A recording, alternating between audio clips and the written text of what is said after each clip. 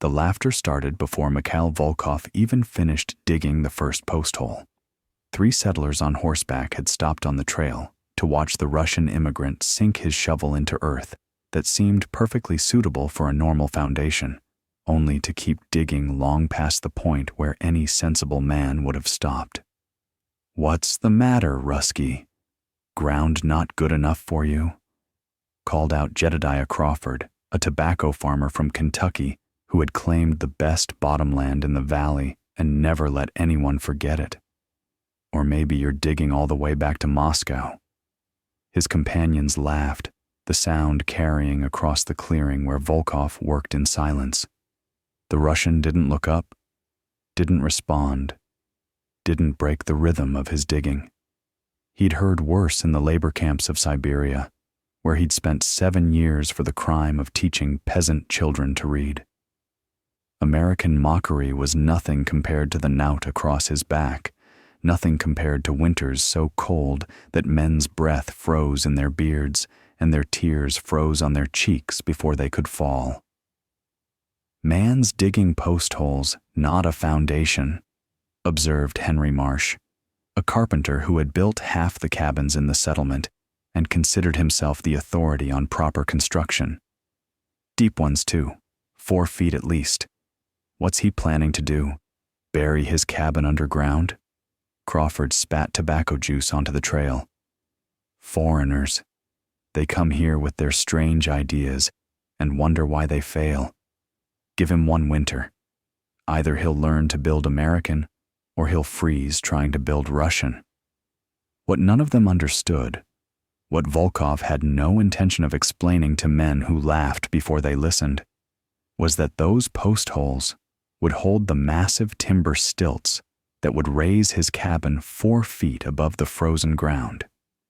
In Russia, the peasants called such houses izba na kurich nozhkach, the hut on chicken legs, like the witch Baba Yaga's magical dwelling in the old stories. There was nothing magical about the engineering, just 800 years of accumulated wisdom about how to survive winters that Americans couldn't imagine. Mikhail Volkov had watched his mother die on a frozen floor. He was 11 years old, small for his age, unable to do anything but hold her hand as the consumption took her breath away piece by piece. Their village in the Arkhangelsk region sat so far north that winter darkness lasted 20 hours a day, and the cold came up through the packed earth floor like death itself reaching for the living. His father had built their cabin the traditional way, logs laid directly on the ground as generations had done before him. It was how everyone built. It was how everyone had always built. And every winter, the frost crept through that floor, stealing heat faster than their small stove could produce it, turning the sleeping platform into an ice block that numbed flesh and invited illness. His mother's cough had started in November. By January, she couldn't rise from bed. By February, she was gone, and Volkov's father followed 3 weeks later, his heart giving out from grief and cold and the slow starvation that came when a man lost the will to live. The village elder took Volkov in, and it was in the elder's home that the boy first experienced a different kind of construction. The elder's cabin stood on thick posts, raised 3 feet above the ground, with a crawl space below that could be packed with straw and snow for insulation. The floor was cold, but never freezing. The cabin warmer with less wood than Volkov's family home had achieved while burning fuel constantly. "Ground steals heat," the elder explained when Volkov asked about the strange construction. "Frozen earth is hungry. It pulls warmth from anything that touches it. Air is different. Air doesn't steal. Raise the floor, put air between you and the frozen ground, and you keep what the earth would take." The lesson saved Volkov's life during the 7 years he spent in the Siberian labor camps, where he'd taught other prisoners to raise their sleeping platforms, to stuff straw beneath them, to create air gaps between their bodies, and the frozen ground that killed men who slept directly upon it. Now, in Wisconsin, he would build the home he'd designed in his mind during all those frozen years of exile. Not a cabin that fought the cold through brute force and endless fuel. A cabin that understood the cold, that worked with the principles of heat and air and insulation rather than against them. If only the Americans would stop laughing long enough to watch. The post holes took 2 weeks to complete. 8 holes, each 4 feet deep and 2 feet wide, arranged in a rectangle that would define his cabin's footprint. The work would have gone faster with help, but help required explanation, and explanation required English that Volkov was still learning, and even if he could explain, who would believe him? So he worked alone, rising before dawn and digging until his shoulders screamed, breaking through roots and rocks and clay that seemed determined to defeat him. The autumn rains came and filled his holes with water. He bailed them out and kept digging. The first frost came and hardened the ground to iron. He built fires in the holes to soften the earth and kept digging. The settlement watched, with the mix of curiosity and contempt that immigrants always inspired. Some came to observe openly, standing at the edge of his clearing to comment on his progress. Others watched from the trail, slowing their horses to witness whatever strange foreign foolishness the Russian was attempting. 8 post holes, Henry Marsh reported at the general store. Deep ones, perfectly spaced. Man's building something, but it's not any cabin I've ever seen. Maybe a watchtower, some kind of Russian military thing. Maybe a gallows, Crawford suggested, drawing laughs from the men gathered around the store's pot-bellied stove. For when he realizes how stupid he's been and decides to hang himself. The crude joke spread through the settlement, and for weeks afterward, people referred to Volkov's property as the gallows site. The Russian heard the nickname and said nothing. Words were just sounds. Only results mattered. The posts went in during the 3rd week of October. Massive timbers he'd cut and stripped and shaped during the summer months while clearing his land. Each post was 10 inches in diameter and 8 feet long, with 4 feet buried in the ground and 4 feet rising above.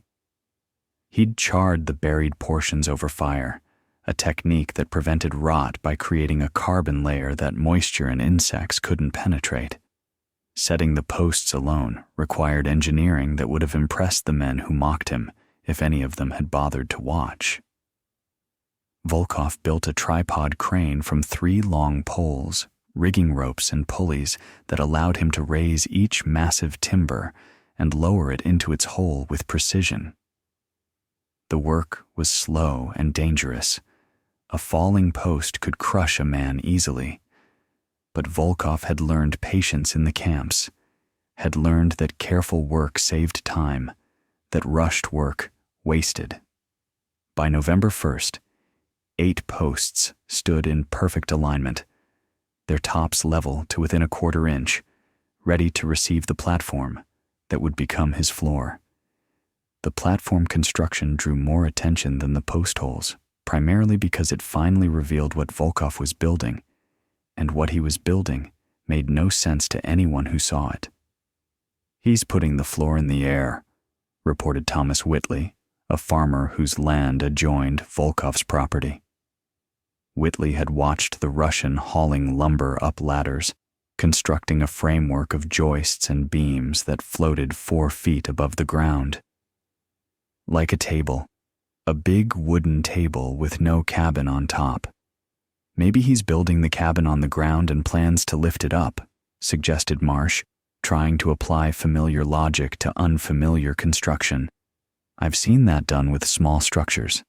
Build them flat, then raise them with enough men and ropes." But Volkov wasn't building anything on the ground. He was building everything in the air, working on the elevated platform as if the empty space beneath it was the most natural thing in the world. The floor went down first, thick planks laid tight, with no gaps for wind to penetrate.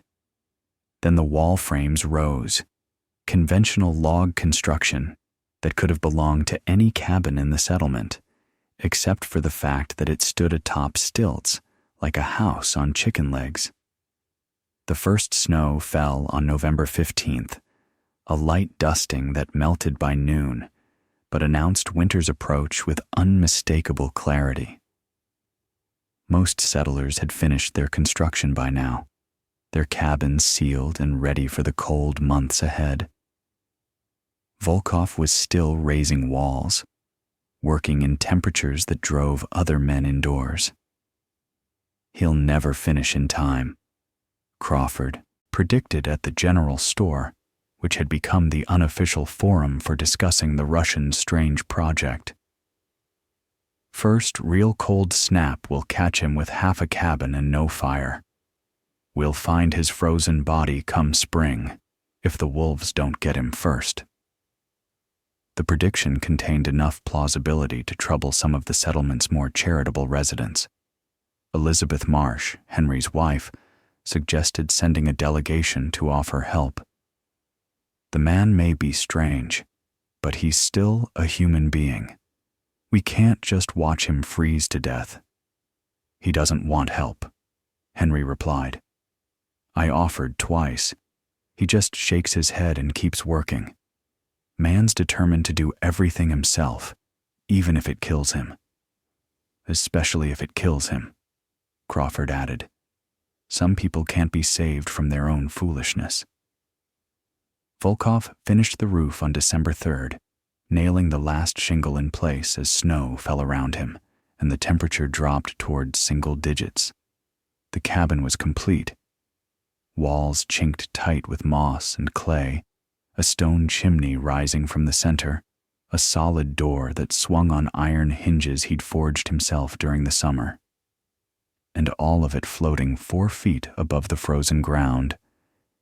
He moved in that night, building his first fire in the fireplace he'd constructed from river stones, carried one by one up the ladder that now served as his front entrance.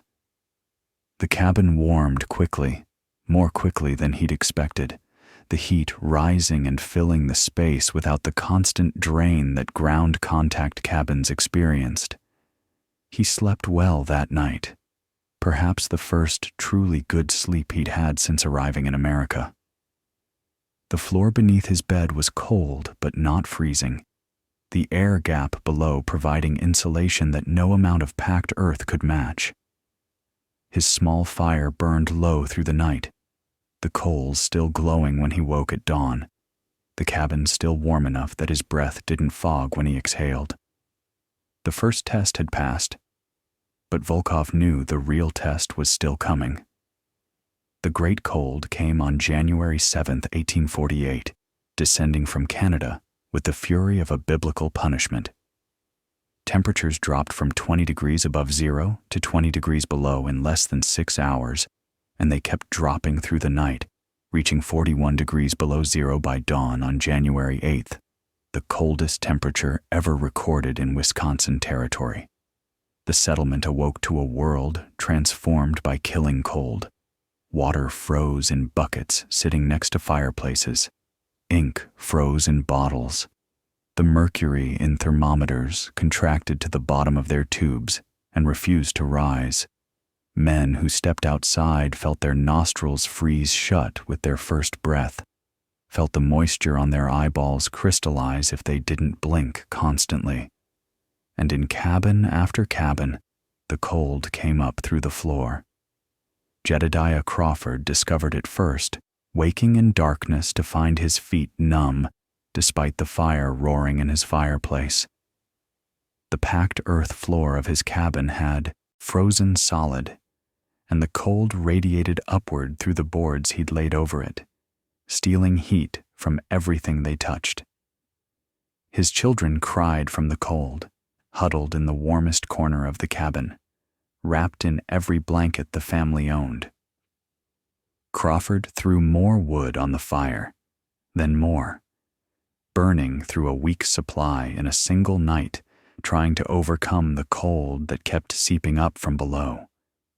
By morning, his woodpile was half depleted, and the floor was still cold enough to burn bare feet with its chill.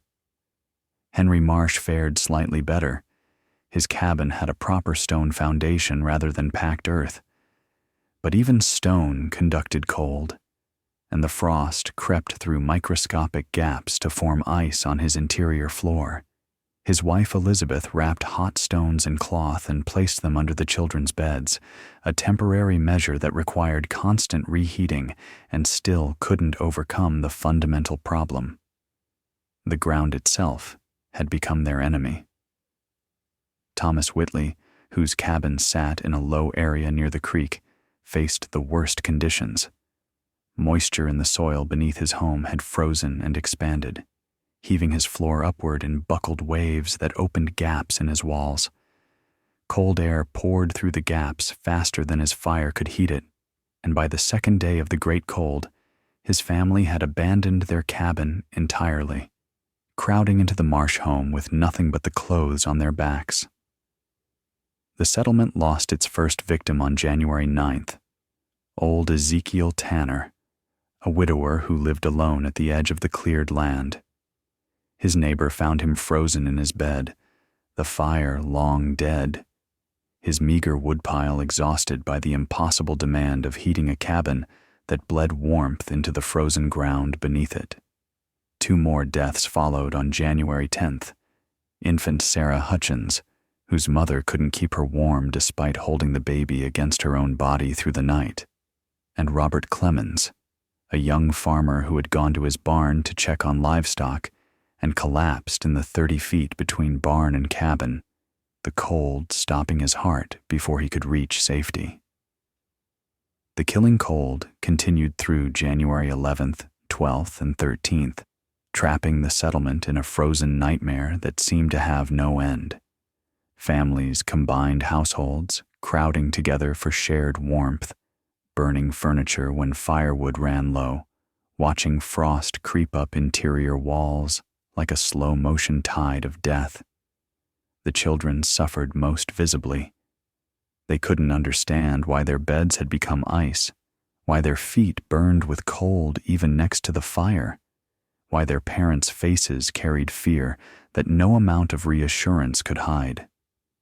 Mothers held babies against their skin, desperate to share body heat that their cabins couldn't maintain. Fathers worked through the night, chopping frozen wood with numb hands, feeding fires that seemed to accomplish nothing. Prayer services were attempted, but abandoned when the church proved colder than any home. Reverend Morrison conducted abbreviated blessings in the general store, the only building large enough to hold multiple families and well-stocked enough with fuel to maintain heat.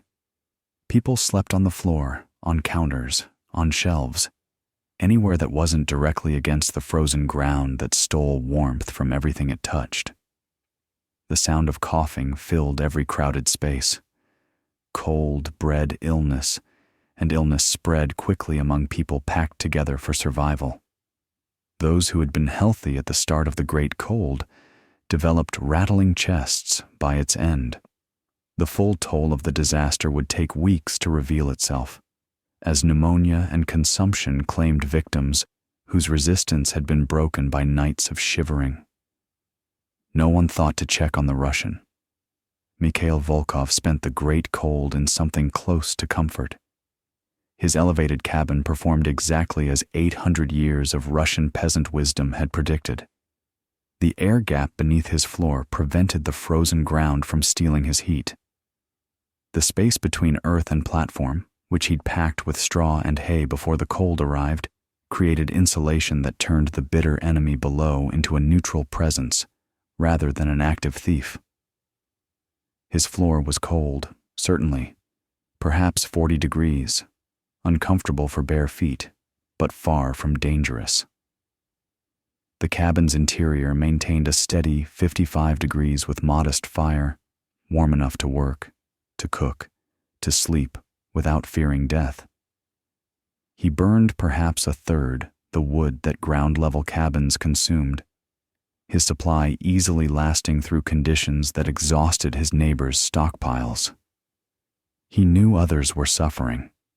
He could see the smoke pouring from chimneys throughout the settlement, far more smoke than normal heating required, the visible evidence of desperate fuel consumption.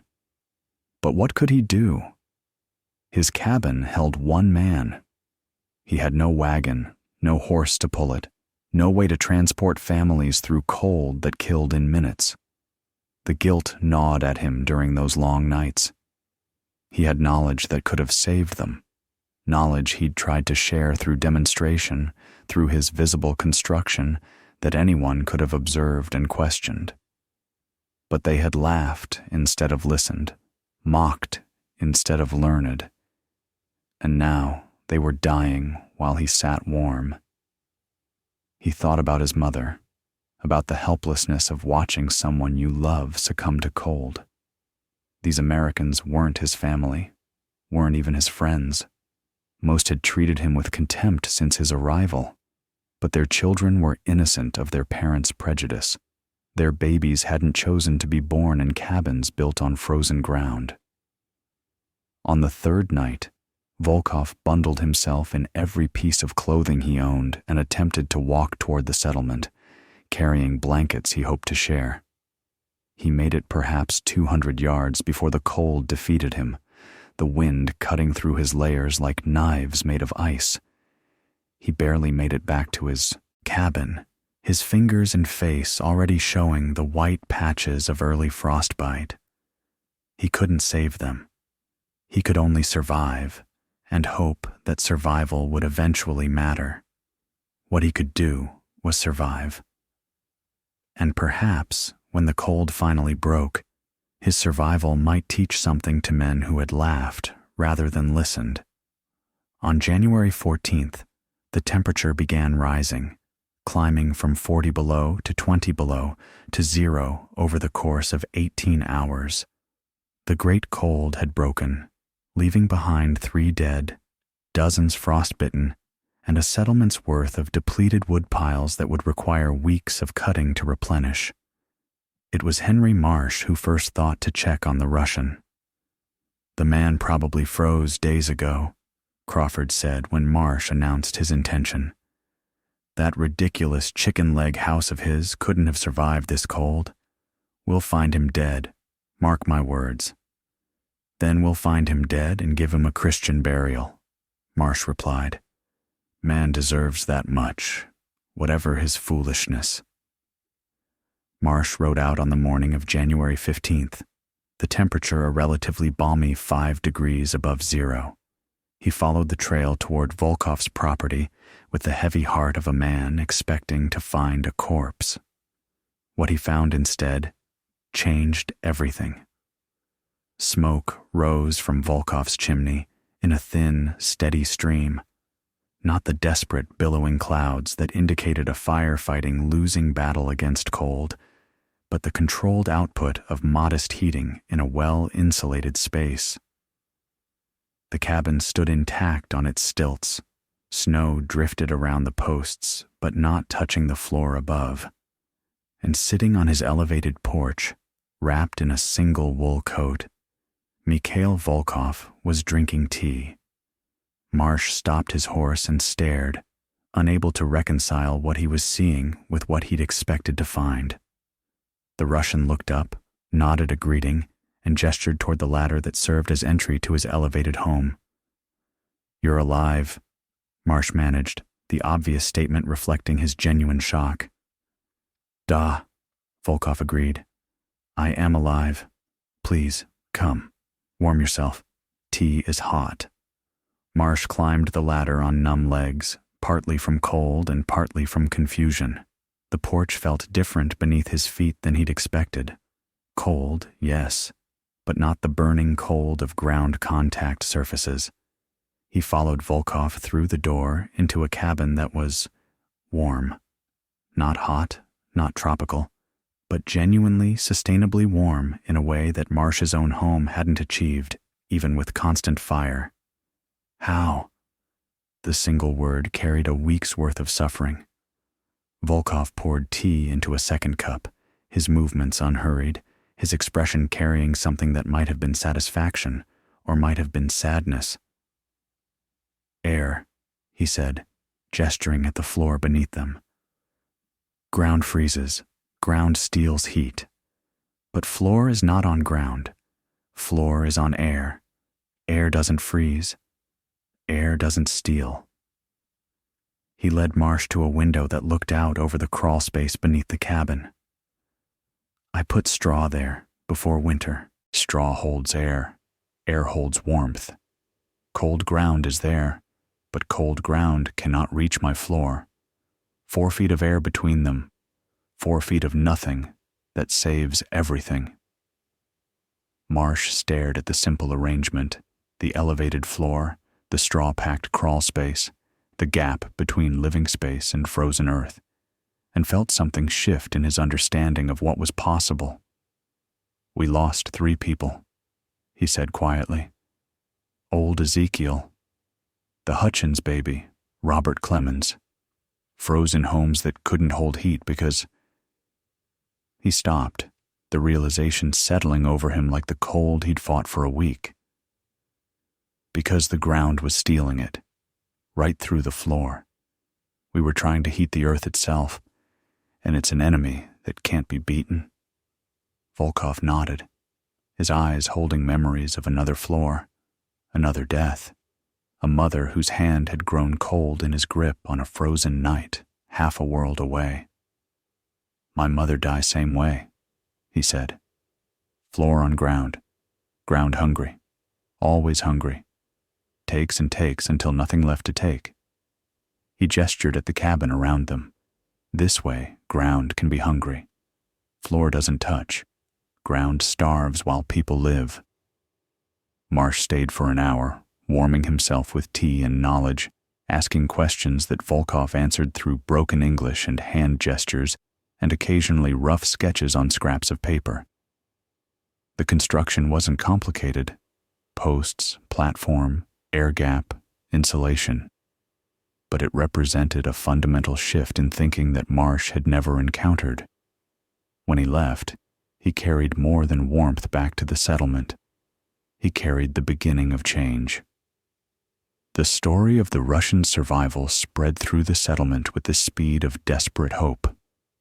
Within days, men who had mocked the gallows and the chicken leg house were riding out to see for themselves, climbing the ladder into Volkov's cabin to experience the warmth that had seemed impossible just weeks before.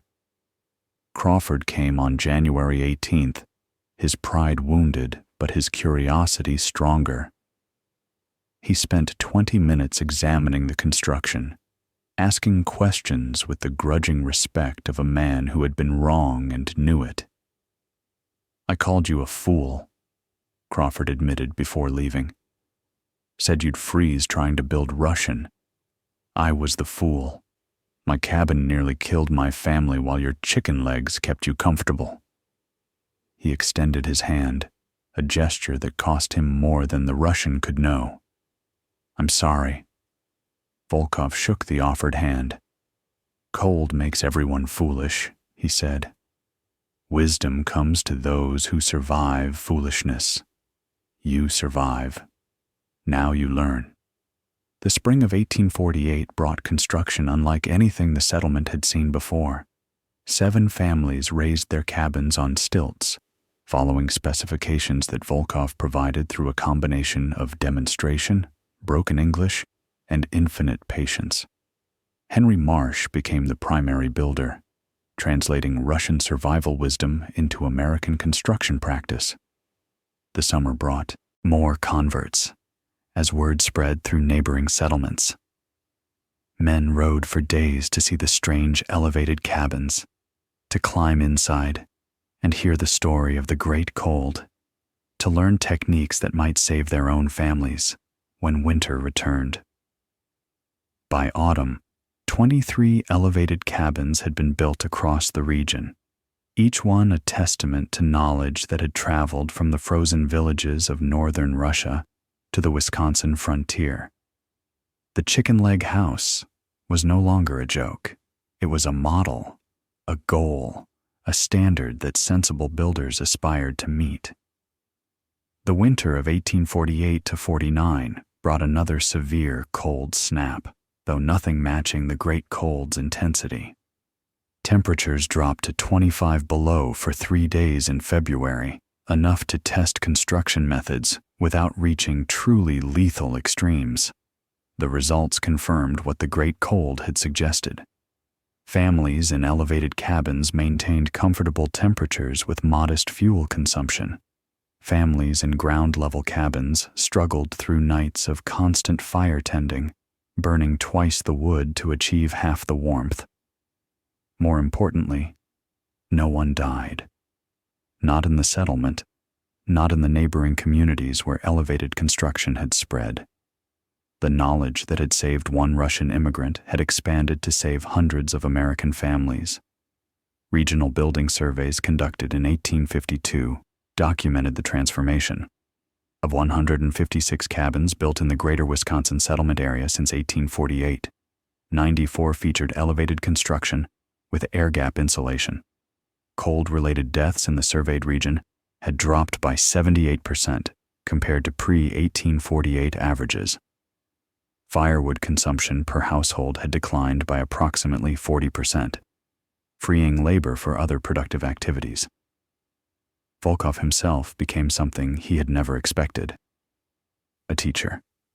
The man who had been exiled for teaching peasant children to read now taught American settlers to build, sharing knowledge that crossed language barriers because survival was a universal tongue. He married Elizabeth Marsh's younger sister, Anna, in the spring of 1850, a union that would have been unthinkable before the Great Cold, but had become natural in a community that had learned to value wisdom over origin. Anna had lost her first husband to the consumption that followed the Great Cold, left a widow at 23 with no children and no prospects. Volkov had taught her brother-in-law to build homes that saved lives. That was enough for Anna, more than enough. Their wedding was small, held in the elevated cabin that Volkov had built alone, attended by neighbors who had once mocked and now respected the quiet Russian who had survived when survival seemed impossible. Crawford served as a witness, his signature on the marriage certificate, a permanent record of how completely the Great Cold had changed the settlement's social order.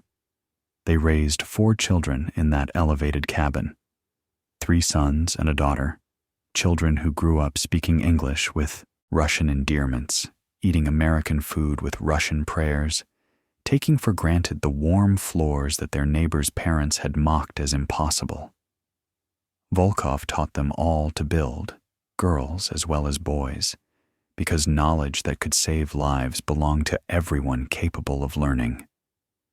When Volkov died in 1889 at the age of 73, the settlement held the largest funeral in its history. Men who had called him Rusky in mockery called him teacher in eulogy. The elevated cabin he'd built alone stood over his grave in the cemetery, a final testament to the knowledge that had traveled from Russia to Wisconsin and saved more lives than anyone could count. Modern building science research conducted by the University of Wisconsin in 1987 confirmed the thermal principles underlying Volkov's construction. Studies documented that frozen ground in Wisconsin winters conducts heat away from ground contact structures at rates exceeding 15 BTU per square foot per hour, a constant drain that requires substantial fuel input to overcome. Elevated structures with proper air gaps reduce this ground contact heat loss by 85 and 95%, depending on insulation quality. The 4-foot elevation that Volkov specified provides optimal separation from frost heave effects while maintaining practical access height. The research validated what an 11-year-old boy had learned watching his mother die. The ground is hungry, and the only way to defeat its hunger is to stay out of its reach.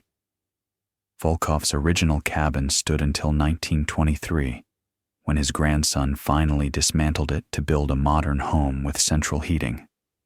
The massive posts had survived 76 years without significant rot, their charred surfaces protecting them exactly as intended. Local historians documented the structure before demolition, preserving photographs and measurements that would later inform the University of Wisconsin study. The elevated construction technique spread far beyond Wisconsin, carried by settlers moving westward and by agricultural journals that published building guides based on Marsh's documentation of Volkoff's methods. Variations appeared throughout the upper Midwest, each adapted to local conditions, but all sharing the fundamental principle: separate the floor from the frozen ground. Contemporary passive house design employs thermal break principles identical to those Volkoff applied in 1847, creating discontinuity between interior surfaces and temperature extremes outside. Modern engineers call it thermal bridging prevention. Volkoff called it not dying. The laughter that had greeted his post holes never came again after the Great Cold.